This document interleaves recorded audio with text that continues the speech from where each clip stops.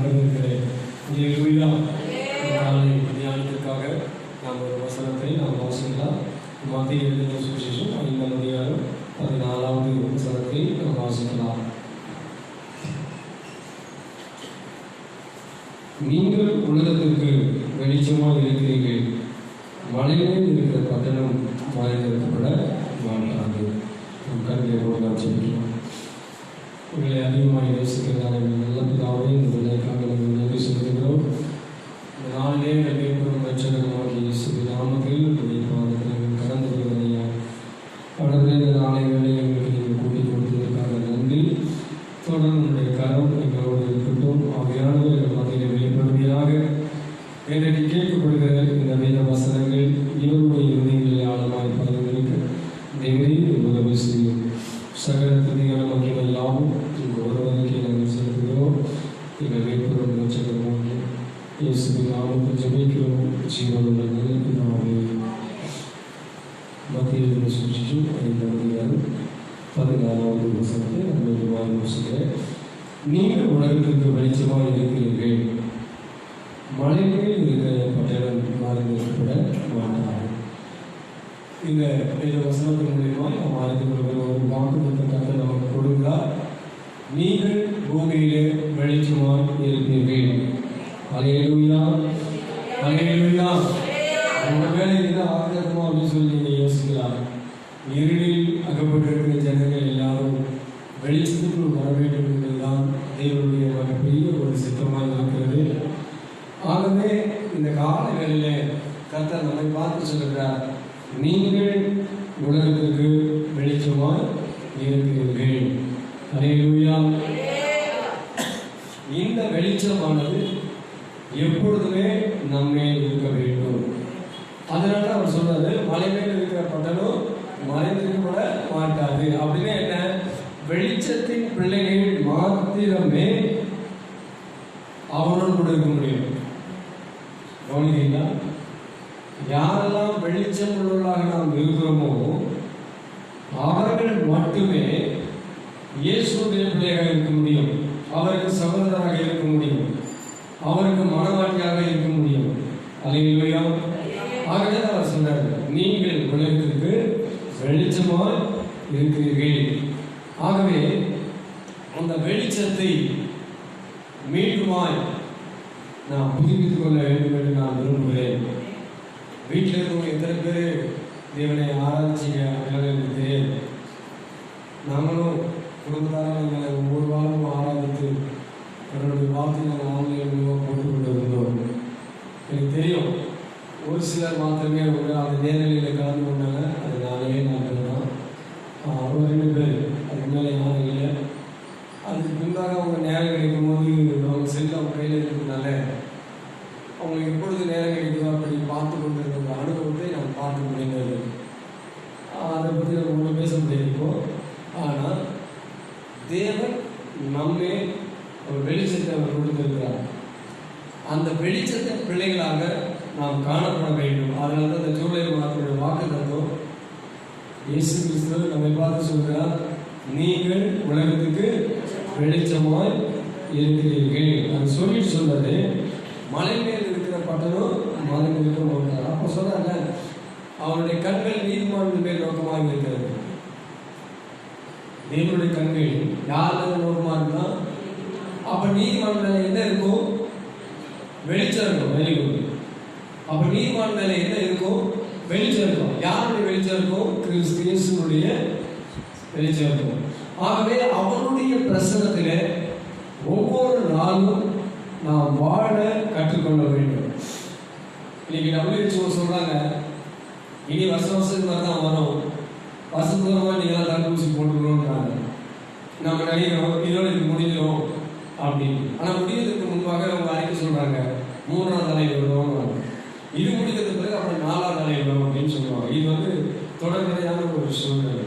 ஒரே ஒரு காரியம், நாம் உலகத்தில் எதையும் கொண்டு வரவில்லை, எதையும் கொண்டு போவதும் இல்லை. தேவன் நம்மை அழைத்ததின் நோக்கத்தை நாம் ஒவ்வொருவரும் நாம் அறிந்திருக்கிறோம். உலகத்தில் ஒரு போராட்டமான வாழ்க்கை தான், உலகத்தில் ஒரு போராட்டமான ஒரு வாழ்க்கை தான். ஆனால் கர்த்தர் சொல்கிறார், நீங்கள் வெளிச்சமாக இருப்பீர்கள். உங்களுக்கு தெரியுமா எத்தனை தெய்வ பிள்ளைகள் உலகங்களுக்கு கண்ணீர் விட்டு அழுதிருக்கிறார்கள் இந்த வைரஸாக, இந்த வைரஸ் போக வேண்டும் என்பதற்காக. கர்த்தருடைய ஜெபங்களையும் கேட்டார். கொரோனால மறிக்கிறவர்களை நம்ம அற்பமாக எண்ண வேண்டாம். ஏன்னா கர்த்தர் சொல்றாரு, என்னுடைய சித்தம் இல்லாமல் ஒன்று உங்கள் தலையில் இருக்கிற ஒரு முடி கூடாது கீழே விளைவு. நான் வீட்டில் ரசனத்தை மாவட்டத்தில் நம்முடைய ஜீவன் கிறிஸ்து தேசத்துக்குள்ளே மறைந்திருக்கிறது. அதெல்லாம் பயப்பட அவசியமே இல்லை. இவங்க பாடுறதா பாடினாங்க, அவர் எப்போ வந்தாலும் நம்ம ஆயத்தமாக இருக்கணும், அவர் எப்போ வேணாலும் வரட்டும். இந்த உலகத்தை வெறுத்து போதில்லை, நமக்கு எதுக்காக வாழணும், என்ன இருக்குது உலகத்தில் அப்படின்னு சொல்லி இந்த வைரஸில் அநேக ஜனங்கள் நமக்கு தெரிந்த உறவினர்கள், நமக்கு தெரிந்தவர்கள் இதில் மறித்து போயிட்டாங்க. இன்றைக்கும் தேவனுடைய பாதுகாக்கிற கரம் நம்மோடு இருக்கிறதுக்காக தேவனை நம்பிக்கை நாம் சோதரிக்க வேண்டும். ஆகவே நான் சொல்லுகிறார், நீங்கள் உலகத்திற்கு வெளிச்சமாக இருக்கிறீர்கள், உங்களுடைய வெளிச்சம் அவர்கள் வேண்டும். இஸ்ரவேல் ஜனங்க தேவனும் இல்லாம தீர்க்கதரிசியும் இல்லாம மல்கியாவுக்கு பிறகு எனக்குரிய 430 வருஷம் கர்த்தருடைய வார்த்தையும் இல்லை, அவங்களை வழிநடத்துறதுக்கான தீர்க்கதரிசியும் இல்லை. அதனால தீர்க்கதரிசி மல்கியா சொல்றாரு 4:2 உங்கள் மேல் நீதியின் சூரியன் உதிக்கும். அவர் அந்த வசனம் அதுதான் இஸ்ரவேல் ஜனங்களுக்கு கடைசியாக சொல்லப்பட்ட தீர்க்கதரிசனம். நீதியின் சூரியன் உங்கள் மேல் உதிக்கும், அவர் செயல்கள் ஆரோக்கியம் இருக்கும், நீங்கள் புறப்பட்டு போய் கொடுத்த கன்றுகளை போல. எப்போ சொல்றது? அதை சொல்லி 430 வருஷம் ஆன பிறகுதான் இயேசு கிறிஸ்து இந்த உலகத்தின் வழியாக பிறந்தார். அந்த வெளிச்சம் தான் நம்மேல் பிரகாசிக்க வேண்டும் என்று தேவன் விரும்புகிறார். ஏன் அந்த மலை மேல கட்டப்பட்ட வீடா இருக்கு ஏன் சொல்றாருன்னா, நம்முடைய வெளிச்சம் மற்றவர்கள் மேல் உதிக்கும். நம்முடைய வெளிச்சம் மற்றவர்கள் மேல் உதிக்கும். நமக்கு ஏன் வெளிச்சம் வேண்டும்? நமக்கு ஏன் வெளிச்சம் வேண்டும்? நல்ல லைட் இருக்குது, நல்ல தெருவு லைட் இருக்குது, சூரிய வெளிச்சம் இருக்குது, எல்லாமே இருக்குது. ஆனால் மனிதனுக்குள்ளே மறைந்திருக்கிற இருள் அது நீங்க வேண்டும். அது நீங்கினாதான் நாம் வெளிச்சத்தின் பிள்ளைகளாக இருப்போம். தேவனுடைய ஒளி நம்மே படுகிற பொழுது நம்ம சொல்றல, அவன் முகம் எவ்வளவு பிரகாசமாக இருப்பாரு. அது எப்படி? தேவனுடைய வெளிச்சம் நம்மே விழுகிற பொழுதுதான் அந்த தேவனுடைய மகிமையை கூட நம்மளால் என்ன பண்ண முடியும். அதனால ஆகு இதை புரியாததுக்காக இன்னொரு வார்த்தை கூட கீழே சொல்றாரு 15ஆம் வசனம், விளக்கை கொளுத்தி மரக்கால் மூடி வைக்காமல் விளக்கு தள்ளி மேல் வைப்பார்கள், அப்பொழுது அது வீட்டில் உள்ள அவருக்கும் வெளிச்சம் கொடுக்கும். இந்த புரியாததுக்காக எவ்வளவு ஓமையை சொல்றாரு பாருங்களேன். இயேசுடைய நோக்கமே என்னவா இருந்ததுன்னா, அவர் வாயிலிருந்து வருகிற வார்த்தைகள் மற்றவர்களுக்கு புரிய வேண்டும். நாங்கள் நிறைய பேருக்கு சத்தியத்தை சொல்றோம், பைபிள் வாசிக்க சொல்றோம், வாசித்து முடிச்ச பிறகு அது என்னங்க சொல்லுங்க அப்படின்னா வெளிக்கிறாங்க, தெரியல. தமிழ் தான் வாசித்தாங்க, ஆனால் வாசித்த பிறகு அதனுடைய அர்த்தங்களை அவர்களால் புரிந்து கொள்ள முடியல. இங்க ஏன் இயேசு மலை மேல் இருக்கிற பட்டணத்தை போல இங்கே ஏன் சொன்னாரு? அதுதான் கீழே சொன்னாரு, ஒரு வீட்டில் விளக்கு வெளிச்சம் வேண்டும் என்றால் விளக்கை கொளுத்தி அதை மரக்காலில் போட மாட்டாங்க. மரக்காலம் தெரியாது, இந்த பழையாவும் தெரியும், கிராமத்துக்கு தெரியும். மரக்கால் 6 படி ஒரு மரக்கால். அதெல்லாம் கொஞ்சம் உயரமான பெரிய படி விளக்கு கொளுத்திட்டு அதற்கு என்ன பண்ண மாட்டாங்க, மூடி வைக்க மாட்டாங்க. மாறாக அந்த மரக்காலை கீழே வச்சுட்டு அதுக்கு மேலே அந்த விளக்கு வைக்கும்போது அந்த விளக்கினுடைய வெளிச்சம் அந்த அறை என்ன பண்ணணும், பிரகாசம். அதுதான் உதாரணமாக சொல்றாரு, நீங்கள் உலகத்தில் வெளிச்சமாக இருப்பீர்களானால் உங்களுடைய வெளிச்சம் இந்த ஜனங்கள் எப்படி இருக்கும், பிரகாசமாக. இப்பதான் நிறைய பேர் ஒருத்தர் பேசிக்கிட்டே இல்லையா, எல்லாம் செல்போன் தான். அப்போ கர்த்தர் என்ன சொல்றாரு, நீங்கள் வெளிச்சமாக இருங்கள், எல்லாரோடும் நாம் பேசி அவர்களை இந்நாட்களிலே ஆறுதல்படுத்துவர்களாக நாம் காணப்பட வேண்டும். அதே மாதிரி அடுத்த இன்னொரு வசனத்தை கூட பார்த்தோம்னா, இவ்விதமாக மனுஷர் உங்கள் நற்கிரிகளை கண்டு. ஒரு மனிதனுக்கு வெளிச்சம், ஒரு மனிதனுக்கு தேவனுடைய வார்த்தை, ஒரு மனிதனுக்குள்ள கர்த்தருடைய வசனம் அவன் இருதயங்களிலே விகாரிக்குமானால், அது ஒவ்வொரு நாளும் அவர்களை அந்த வார்த்தை ஆளுநர் செய்யுமானால், அடுத்து அவங்க என்ன செய்வாங்கன்னா நற்கிரிகளை செய்வார்கள். அடுத்து என்ன பண்ணுவாங்க? நற்கிரிகளை செய்வார்கள். நற்கிரிகளை எது வேணாலும் தேவனுக்கு பிரியமான காரியங்களை எதுவாக என்ன பண்ணலாமா செய்யலாம். ஆகவே பாருங்க, இவ்விதமாக மனுஷர்கள் நற்கிரிகளை கண்டு, அதை நான் சொன்னேன், இந்த தெருவில் நான் இருக்கிறேன்னா இங்க இருக்கிற மக்களுக்கு நான் என்னவா இருக்கணும்? வெளிச்சமாக இருக்கணும். நான் வெளிச்சமா இருந்தால் மட்டும் போதாது, அவர்களுக்கு நற்கிரியைகளை நாம் செய்வதாக காணப்பட வேண்டும். அதான் உங்களுடைய நற்கிரியைகளை கண்டு. இப்ப நான் ரட்சிக்கப்பட்டேன், நான் மனசாக இருக்கிறேன், நான் சபைக்கு போனேன், நான் தேவனை ஆராதிக்கிறேன், தேவனுக்கு நான் பிரியமாக இருக்கிறேன், நல்லது. ஆனால் நமக்கும் தன் கண்முன்னே இருக்கிற மற்றவர்கள் இன்னும் இயேசுவை அறியாமல் இருக்கிறார்களே, அவர்களுமே நம்முடைய வெளிச்சப்படுகிறதா? சத்தியம் சொல்லுவோம், ஆனால் நன்மை செய்ய மாட்டோம். நற்கிரிகளை தேவன் விரும்புகிறார். அதுக்காக முன்கூட்டியே சொல்றாரு, மலைமேல் இருக்கிற பட்டணம் மறைந்திருக்கப்பட மாட்டாது. அப்ப கிறிஸ்துவனுடைய ஒளி உங்கள் மேல் பிரகாசிக்குமானால், கிறிஸ்துவின் ஒளி உங்கள் மேல் பிரகாசிக்குமானால், இந்த தேசத்துடைய ஜனங்கள் ரட்சிப்பை அடைவார்கள். ஆகவே நற்கிரியைகளை கண்டு பரலோகத்தில் இருக்கிற உங்கள் பிதா மகிமைப்படும்படி உங்கள் வெளிச்சம் அவர்களுக்கு முன்பாக இருக்க வேண்டும். அவங்க பார்க்கறாங்க, இவங்க பார்க்கறாங்க, நம்ம எதுவுமே செய்ய வேண்டாம். நம்முடைய ஒவ்வொரு அசைவுகளையும் கிறிஸ்து பார்க்கிறார். அல்லேலூயா. எத்தனை பேரை நம்ப முடியும்? நான் செய்கிற ஒவ்வொரு காரியங்களையும் என்னை பார்க்கிறார். நான் சொல்ல பாருங்க, இது மாதிரி தான் பெந்தகோஸ்தேல சொல்லியிருப்போம்னு நினைப்பீங்க. இயேசுவை புதுப்பிச்சு அதனுடைய அடையாளங்கள் எல்லாம் நம்ம இப்படி பார்த்து கொண்டு இருக்கிறோம். இப்போ ஆர்டர் பண்ணுறாங்க சார், மத்திய அரசாங்கம் தெரியுமா? ஒரே நாடு, ஒரே ரேஷன் கார்டு, ஒரே நாடு வந்துச்சுங்களா? இந்தியாவில் வந்துச்சா? எல்லா தேசத்தில் வந்துச்சுன்னா அதுக்கப்புறம் என்ன பண்ணுவாங்க? உலகம் முழுவதும் ஒரே ராஜா, உலகம் முழுவதும் ஒரே பணம். இது நடக்குது இல்லை? அப்போ அது நடக்குமா நடக்காதா? அப்போ இயேசுவான சொன்ன அத்தனை காரியங்களும் நடக்கிற காலத்தில் நீங்கள் நாம் நினைக்கிறோம், நாம் பாக்கியவான்கள்.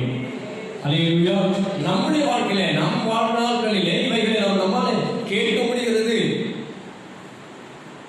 அதான் சொல்றேன், நீங்கள் உலகத்திற்கு வெளிச்சமாக இருக்கு. ஏன்னா நான் என்னுடைய ஜீவியம் சரியாக இருக்குமானா என்னை பார்த்து ஒருவேளை இந்த பக்கத்தில் மக்கள் என்ன பண்ணுவாங்க? அந்த வெளிச்சத்தை பெற ஆசைப்படுவார்கள். நான் எந்த வெளிச்சத்தில் இருக்கிறேனோ அந்த வெளிச்சத்தை அவர்கள் பார்க்க அவர்கள் ஆசைப்படுவார்கள். ஆகவே இயேசுவானவர் உட்கார்ந்த 3 காரியங்களை அவர் சொல்றாரு. அதை விளக்க பற்றி சொன்னார், வெளிச்சத்தை பற்றி சொன்னாரு. அது வெறுமனே ஜனங்களுக்கு புரியாது இருக்கும் என்று சொல்லி அவர்களுடைய நடைமுறையில் இருக்கிற காரியங்களை சொல்லி அவர்களுக்கு அதை தெளிவுபடுத்துகிறார். மரக்காலின் மேலே நீ விளக்கை கொழுந்து வைப்பாய், ஆனால் அது அறை முழுவதும் அந்த வெளிச்சம் இருக்கும் என்று சொல்லி, அதுபோல கிறிஸ்துவனுடைய வெளிச்சம், தேவனுடைய வெளிச்சம், வார்த்தை என்கிற வெளிச்சம் நமக்குள் இருக்குமானால் நிச்சயமாகவே நம்மை சுற்றி இருக்கிறவர்கள் அந்த வெளிச்சம் பற்றி கொள்ளும். இப்போ யாரும் அடுப்பு எரிக்கிறதில்லை, அது சொன்னாலும் இப்போ அது தேவைப்படாது. சொல்லுவாங்க, ஒரு விறகு கட்டைன்னு இன்னொரு விறகு கட்டை வைக்கணும்னா அது என்ன பண்ணணும்? தீ பிடிச்சி நன்றாக எரியும், சீக்கிரமாக வேலைகளை முடித்து விடலாம். அதனால தான் சொல்கிறேன், நாம் எல்லாம் எரிகிற விறகு கட்டைகளாக இருக்க வேண்டும். அந்த வெளிச்சம் அவர்கள் மேலே பட வேண்டும் என்றுதான் கிறிஸ்து வந்து நமக்கு அது விருப்பமான காரியங்களை அவர் சொல்கிறார். பிலிப்பியர் புஸ்தகம் 2ஆம் அதிகாரம் 15வது வசனத்தை வாசிக்கலாம். பிலிப்பியர் புஸ்தகம் 2ஆம் அதிகாரம் 15-16 வசனங்களை நாம் வாசிக்கலாம்.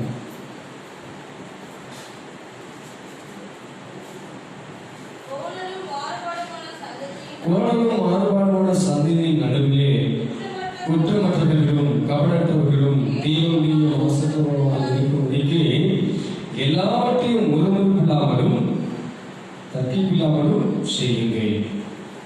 எவ்வளவு தெளிவா சொல்றாரு பாருங்க. ஆவியானவர் நம்மளோட இடைப்பட்டு அவர் சொல்றாரு, இந்த உலகத்துல இருக்கிற மனிதர்கள் எப்படி இருக்கிறார்களா?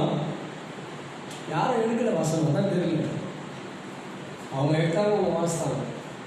நீ எடுத்து நினைவு வந்து சொல்லியிருப்பீங்க. நான் கேட்ட உடனே இதுதான் இப்போ வெளிச்சம் இன்னும் நம்ம என்ன பண்ணல, சரியா பண்ணல. நான் டார்ச்சை அடிக்க தான் செய்கிறேன், ஆனால் வெளிச்சம் மேலே வந்து நம்ம தான் போயிருக்கு. உங்களுக்கெல்லாம் ஒரு டெஸ்ட் வைக்கணும். ஆதியாகம புத்தகத்திலிருந்து வெளிப்படுத்த விஷயத்தை ஒப்பிக்கணும் நீங்கள் கரெக்டாக 66%. அப்போ தான் டக்குன்னு அந்த பிலிப்பர் எடுப்பீங்க.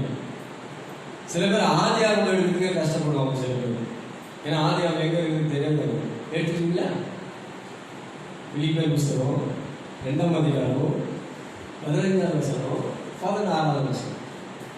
அவசரமாக போவானா, மெதுவாகவே போகலாம். நீங்கள் எப்போ எடுத்து வாசிக்கிறீங்களோ பார்க்கலாம். பக்கம் கூட சொல்லிட்டாரு உங்களுக்கு.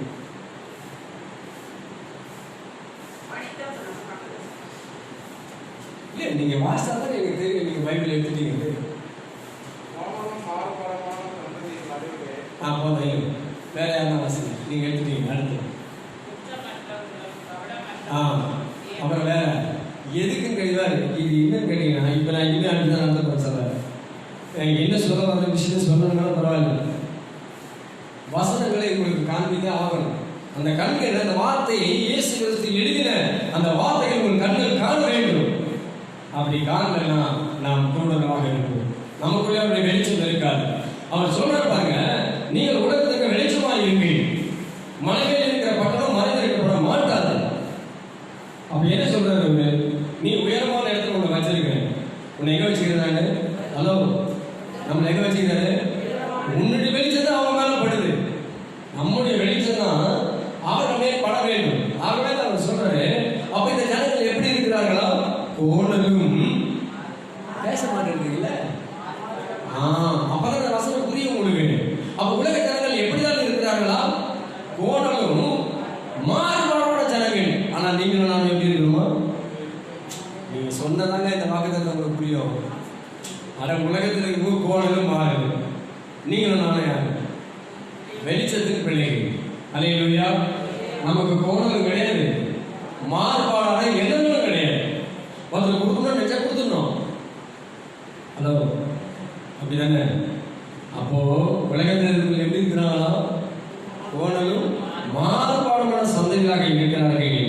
ஆனால் நாமும் குற்றமற்றவர்களாக தெய்வனுடைய பிள்ளைகளாக இருக்க வேண்டும். நாம் எதை செய்தாலும் சொல்ல பாருங்க, எல்லாவற்றையும் முறுமுறுப்பில்லாமலும் தர்க்கமில்லாமலும் செய்யுங்கள். திருப்பி பேசாதன்ற இந்த ஜனங்க பேசாத எவ்வளவு நல்லா இருந்தது. இப்போ உலகத்தில் ஜனங்க மட்டும் பதிலுக்கு பதில் பேசாததுனால நம்ம வீடு தான் பரலோகம். ஆமென். அப்ப ஏன் நம்ம வீடு பரலோகமா இல்லை? நீங்க சொல்லிட்டீங்கன்னா நான் முடிச்சிருக்கேன். நம்ம வீடு ஏன் பரலோகமா இல்லை? பேசுறதுனால தான். திருப்பி திருப்பி திருப்பி திருப்பி திருப்பி திருப்பி பேசுறதுனால தான். அப்ப நாம கூட யாராவது ஆயிடும். நான் சொன்னாரு, இவரே நீங்க வெளிச்சமாக இருக்கிறீர்கள். ஏன்னா ஒருத்தர் பேர் சொல்லிட்டு ஒருத்தர் பேர் சொன்னா உங்களுக்கு அர்த்தம் வந்து, அதனால என்னையே சொல்லிக்கிறேன். இவரே நீ வெளிச்சமாக இருக்கிறீர்கள். அப்ப இவ்வளவு பெரிய ஆசீர்வாதத்தை தேவனுக்கு கொடுத்திருக்கிறார் என்றால், இந்த வெளிச்சத்தின் வழியாக மற்றவர்களை யாரவர்கள் கோணலும் மாறுபாடுமான உள்ளவர்கள். அப்போ நான் இப்பொழுது தீர்மானிக்க வேண்டும், நான் அந்த வெளிச்சத்திலே இருக்கிறேனா? அந்த வெளிச்சம் என்மேல் இருக்கிறதா, அல்லது அந்த வெளிச்சம் என்னை போய்விட்டதா என்கிற ஒரு காரியத்துக்குள்ளே நான் காண வேண்டும். ஆகவே சொல்றாரு, நீங்கள் நற்கிரியை செய்வர்களாக இருங்கள். வெளிச்சம் நம்ம மேல இருந்ததுன்னா நிச்சயமா நற்கிரியை நம்மளால என்ன பண்ண முடியும்? செய்ய முடியும். சில பேர் சொல்லுவாங்க, என்கிட்ட இருந்தா செய்வாங்க. இல்லை, போய் சொல்லக்கூடாது. 10 ரூபாய் இல்லாம இருக்கணும். பாருங்க, 10 ரூபாய் இல்லாத இருக்கணும். அவர் சொல்றாரு, முறுமுறுப்பு இல்லாம, தர்க்கம் பண்ணாம. ஒரு சகோதரி சொல்றாங்க, நீங்க தர்மம் பண்ணுங்க, கத்த சொல்லிருக்காரு இந்த நேரத்தில் நம்ம பண்ணணும் அப்படின்னு. ஆனா அவங்க சொல்றாங்க, இல்லை என்கிட்ட தினமும் சாப்பிடுறோம், இந்த வேலைகள் எல்லாம் சரியாக நடைபெறுகிறது, அதுக்கெல்லாம் பணம் கரெக்டா தேவைப்படுது. ஆனால் இந்த வசனத்தை நிறைவேற்றுவதற்கு நம்ம முடியல.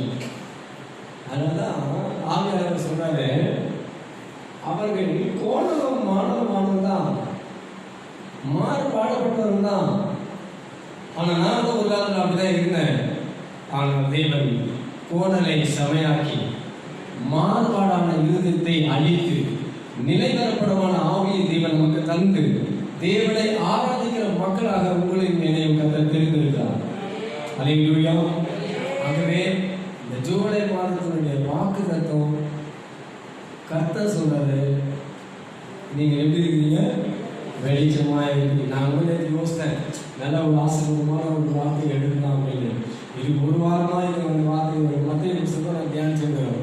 ஏன் கேட்டீங்கன்னா, தேவன் நம்ம வெளிச்சமா வச்சிருக்கிறார். அதுக்கு முந்தின வாசத்தை பார்த்தீங்கன்னா சொல்லியிருக்கீங்க, வாசித்தாங்க, நாம பூமிக்கு எப்படி இருக்கிறோமோ எப்படி இருக்கிறோம் விட்டோம். நம்ம வீட்டிலே நாம உப்பு போட்டு தான் சாப்பிடுறோம், அது நல்லது தான். ஆனால் இயேசு எப்படியெல்லாம் சொல்றது பாருங்க, தன்னுடைய பிள்ளைகள் இந்த உபதேசங்களை கேட்கிறவர்கள் இப்படிதான் நடக்க வேண்டும் என்று கிறிஸ்து இயேசு விரும்புகிறார். ஆகவே நான் ஒரு தீர்மானம் செஞ்சு இன்னைக்கு கர்த்தருடைய சமூகத்தில், ஆண்டவரே நீர் என்னை இப்படி நடந்ததற்காக நமக்கு கொடான கூடி ஸ்தோத்திரம். ஆனால் தேவனுடைய வார்த்தைகளை நாம் விசுவாசங்களாக காணப்பட வேண்டும். ஒரே ஒரு வசனத்தை வாசித்து நாம் நிறைவு செய்யலாம். யோவான் எழுதின சுவிசேஷம் 15ஆம் அதிகாரம் 8வது வசனம். யோவான் எழுதின சுவிசேஷம் 15ஆம் அதிகாரம் 8. நீங்கள் மிகுந்த கனிகளை கொடுத்தால், நீங்கள் மிகுந்த கனிகளை கொடுப்பதினால் என் பிதா மகிமைப்படுவார், எனக்கும் சீசராய் இருப்பீர்கள். அல்லேலூயா. நம்ம இன்னும் விசுவாசம் தான் இருக்கிறோம். இன்னும் ஒருத்தர் கூட இயேசுக்கு சீசரா ஆனதான் எனக்கு தெரியல. சொல்ல பாருங்க, நீங்க மிகுந்த கனி கொடுப்பதனால தேவன் என்ன பண்ணுவாரா? மகிமைப்படுவார், எனக்கும் நீங்கள் என்ன இருப்பீங்க? சீசராய் இருப்பீர்கள். சந்தேகத்தில் சொல்றாரு, நீங்கள் என் வார்த்தைகளை கேட்குவதை மாத்திரம் இராமல், வெரி குட், நீ எந்த வசனம் உன் இருதயத்திற்குள் வந்ததோ அந்த வசனத்தின்படி நாம் என்ன பண்ணுவோம்? நடக்க பிரயாசம். அப்ப இங்க என்ன சொல்றாரு? நீ நற்கிரியைகளை செய்யும் பொழுது உன்னுடைய வெளிச்சம் அவர்கள் மேல் பிரகாசிக்கும் பொழுது என் தேவன் மகிமைப்படுவார், நம்மை உண்டாக்குற தேவன் மகிமைப்படுவார். அதை சொல்லி சொல்றாரு, அப்பொழுது நீங்களும் எனக்கு எப்படி இருப்பீங்க? சீசராக இருப்பீர்கள். ஆகவே ஜூலை மாதத்தினுடைய வாக்கு தத்துவம் கர்த்தர் சொல்றாரு, நீங்கள் வெளிச்சமாக இருப்பீர்கள். வெளிச்சம் வந்துட்டாவே ஆசீர்வாதம் காணாம வந்துடும். எப்படி? நம்முடைய இருதயத்தில் இருக்கிற இருள் நீங்கினாவே வெளிச்சம் என்ன வந்துடும்? ஆசீர்வாதம் தானாவே வந்துடும். ஆகவே வெளிச்சத்தின் பிள்ளைகளாக இருந்து இந்த பூமியில் இருக்கிற சகல விதமான ஆசீர்வாதங்களையும் பெற்றுக்கொள்வதற்கு ஒரே வழி நான் வெளிச்சமாக இருக்க வேண்டும். அல்லேலூயா. நாம் செலுத்தலாம். வானத்துக்கும் பூமிக்கும் சகல அதிகாரம் படைத்த அன்பு தெய்வம், உங்களுடைய திருக்குமாரனாக இயேசுவின் நாமத்தில் வேண்டுமாக நாங்கள் கடந்து வருகிறோம்.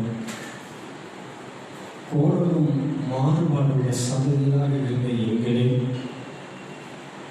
உங்களுடைய சிக்கினாவின் மகிமையின் வெளிச்சம் எங்கள் மேல் உதித்ததுனாலே மலைமையில் இருக்கிற பட்டணத்தை போல இருப்பீர்கள் என்று சொல்லி இன்றைக்கு எங்களோடு நீ பேசியிருக்கிறீர். ஆண்டவரே, இந்த பெற்றுக்கொண்ட இந்த வெளிச்சத்தை, இந்த ஒளியின் பிரகாசத்தை ஒரு நாள் நாங்கள் இழந்து போகாமல் அதை மற்றவர்களே பிரகாசிக்க செய்ய ஆண்டவரே எங்களுக்கு உதவி செய்யும். இன்றைக்கு இந்த வார்த்தைகள் இருதயங்களிலே கிரியை செய்யட்டும். ஆமாப்பா, நாங்கள் உலகத்தாரதை போல அல்லாமல் உண்மை போல் மாற எங்கள் ஒவ்வொருவருக்கும் எங்களுக்கு உதவி செய்யும்.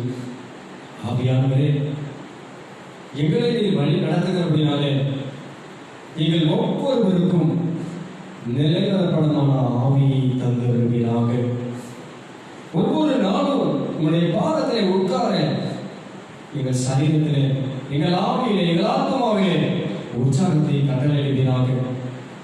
ஆண்டவரே, கேட்ட வார்த்தைகள் கேட்டவண்ணமாய் இராதபடி இந்த வார்த்தைகளை ஜனங்கள் மத்தியில் நாங்கள் பழக்கப்படுத்த ஆவியானவர் நாமே எங்களுக்கு உதவி செய்வீராக. இந்த வார்த்தைகளை கேட்ட ஒவ்வொரு பிள்ளைகளையும் உங்களுடைய கருத்திலே ஒப்புக் கொடுக்கிறையா.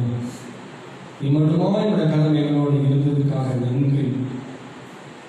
ஒவ்வொரு குடும்பங்களையும் தனித்தனியாக பேர் குடும்பமாய் ஆண்டவரே நீ ஆசீர்வதித்து இந்த தெய்வீக நாமத்தை மகிமைப்படுத்திக் கொண்டு எல்லா துதிகளும் மகிமையும் உங்கள் ஒருவருக்கே நாங்கள் செலுத்துகிறோம். மேய்ப்பரும் ரட்சகரும் நோக்கி இயேசுவின் நாமத்தில் ஜெபிக்கிறோம். ஜீவனுள்ள நல்ல பிதாவே, ஆமென். நம் கர்த்தராகிய இயேசு கிறிஸ்துவினுடைய கிருபையும் பிதாவாக தேவனுடைய அன்பும் பரிசுத்த ஆவியினுடைய ஐக்கியமும் நம்மோடும் சகல பரிசுத்தவான்களோடும் ஆண்டவராகிய இயேசு கிறிஸ்து வருகை மற்றும் நாம் அனைவரோடும் இருப்பதாக. ஆமென், ஆமென், ஆமென். அறிவிப்பு ஞாயிற்றுக்கிழமை ஆராதனை ஒரே ஆராதனையாக இருக்கும். ஆகவே சரியாக 8 மணிக்கு படைப்படி 8 மணி தொடங்கி 10:30 மணிக்கு அந்த ஆராதனை நிறைவு செய்யும். ஆகவே அந்த ஆராதனைகளை கலந்துவிட்டு நம் அக்கம் பக்கத்தில் சோதனைகளை தெரியாதமான அவர்களுக்கு வெளியிடக்கூடிய நான் வகைக்கூடிய வாட்ஸ்அப்பில் போடுற ஸ்டேட்டஸில் போடுற ஒரு சிலருக்கு ரீச் ஆகும், ஒரு சிலருக்கு இல்லாதது நான் நேரடியாக ஃபோனில் சொல்லிடுவேன்.